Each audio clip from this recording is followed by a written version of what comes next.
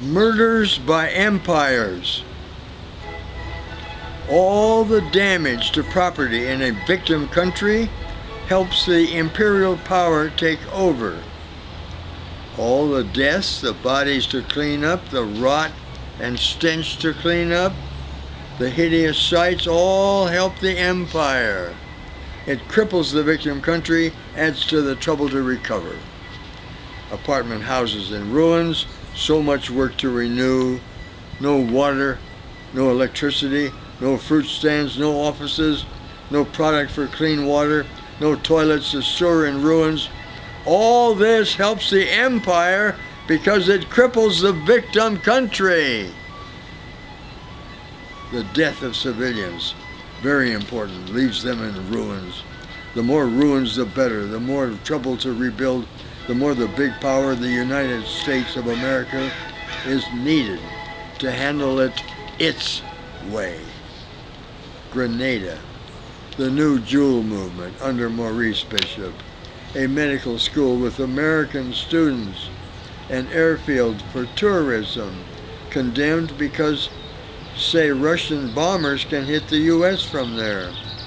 The airfield was approved by the U.S. Navy. Machine gun fire through the medical school. Students had to hide in bathtubs to avoid being murdered. Regime change, same as overthrow of the government. Makes it sound neutral, regime change. Regime change. Like replace one regime with another, no big deal. They're both regimes. Regime number one, regime number two. No big deal, but both are just regimes. What difference does it make to have number two instead of number one? Nothing said about what the different two were like, how they were different. Just that two different regimes. Nothing about how they differed. My guess, U.S. has murdered 40 million people since World War II. Think of the ways. The training of super patriotic murderers at Fort Benning, Georgia, to murder leaders, to organize death squads, to murder 38 students in Cabo Verde on a Sunday, their bodies in the dump on Monday. Killers could be original. Some cut off testicles and stuffed them in the victim's mouth. Some before murdered, still alive, balls cut off. Enrique knew Jose. How could he? Some dead were middle school students, completely apolitical. Balls cut off. Some came out of the mouths, slimy and dark, blood-colored. Dumped the bodies on the lawn in front of the school. Tear the clothes off some. Stab a heavy knife into a red flag and with hammer and sickle. The flag made in the U.S., checked out of the supply room in the U.S. base. Week before Thanksgiving up in the U.S., nobody knew anything. Everybody happy. Joey had a date with Jeannie. One boy named Joey killed two kids, Juan and Elise, both about 3 feet 4 inches high, weighed about 95 pounds each. One had balls stuffed. Elise had vagina split open. Unbelievable to survivors. Dominican Republic, Haiti, Jamaica, Cuba, Panama, El Salvador, Guatemala, Nicaragua, Mexico, Canada.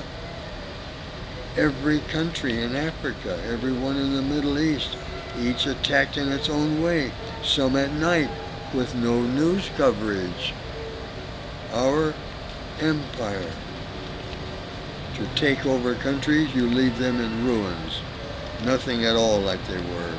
Sunday nights, boys and girls circle the town plaza in opposite directions, looking at each other over. 136 of them dead now.